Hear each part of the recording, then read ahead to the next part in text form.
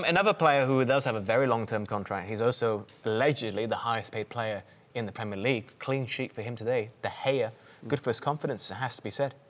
Yeah, he needed that, I think. There's been a lot of talk about him and his performances. To get a clean sheet in a game such as this, that's going to give him some confidence going forward, and I think he's needed it.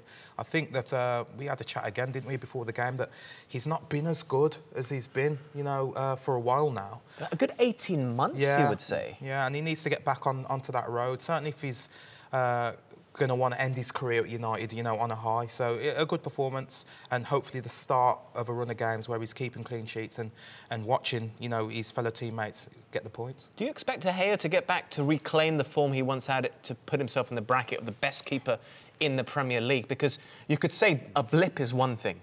A blip, you could say Sterling's going through a blip right now of a few months, not involved in any goals in the Premier League. But 18 months seems like a lot longer than what a blip is. Yeah, I think we'd have to look at that 18 months a lot more closely than this, with some facts and figures.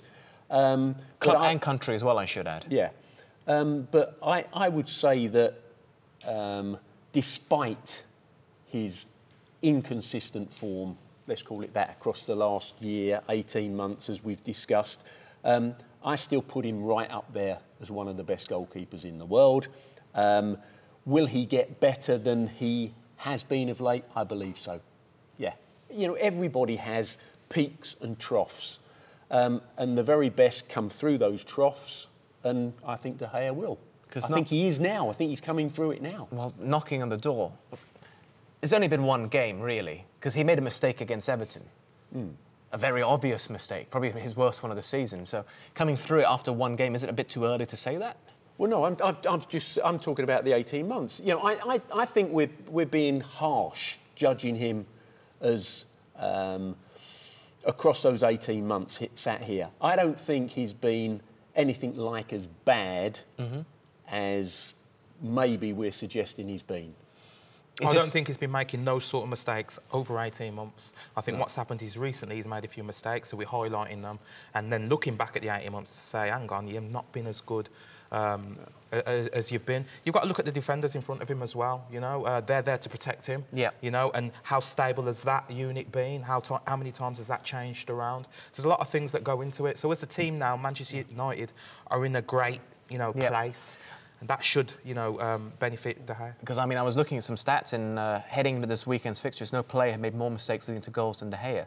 Now, you would almost expect that of, say, Dubravka, because Dubravka's faced the most shots in the Premier League.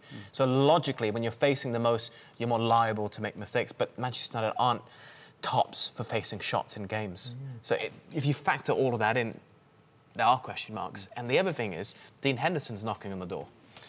Dean Henderson won't want to go back to Manchester United if he's going to be second fiddle. Of course not, no. But at the moment, he is second fiddle, so he's got to deal with that. And time will tell if he gets his opportunity to get into the game. But right now, De Gea, with a clean sheet, he's set himself up to be, you know, in goal for the next game, and that's probably the way he's going to have to look at it going forward. So, Manchester United, are they saying, or would they say at this moment in time, we need a better goalkeeper than De Gea? If they say yes, well, who is that goalkeeper? Where is he? Is he available?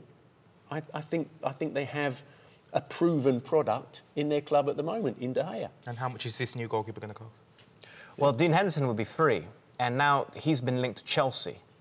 So if Chelsea take Dean Henderson, then it's going to be an issue in the long term for Manchester United because he is younger than De Gea, and ultimately it could also strengthen Chelsea next season, arguably.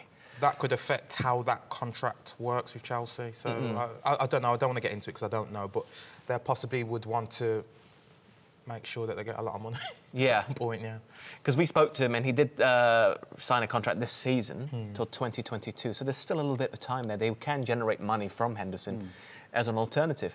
But the other thing I'm looking at is he is on massive wages. And if you're going to rebuild the squad, you do need to distribute and financially plan everything.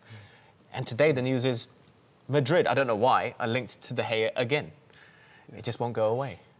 Yeah, I would suggest that probably more of a problem than De Gea is Sanchez, who's still a contracted player at Manchester United, who's out on loan. I think that's a bigger problem that they have to solve, in all honesty. There's a lot of money involved in that as well, so, yeah. surely they can solve that one before, you know, De Gea. making big decisions with the goalkeeper. Well, we definitely know which is more pressing.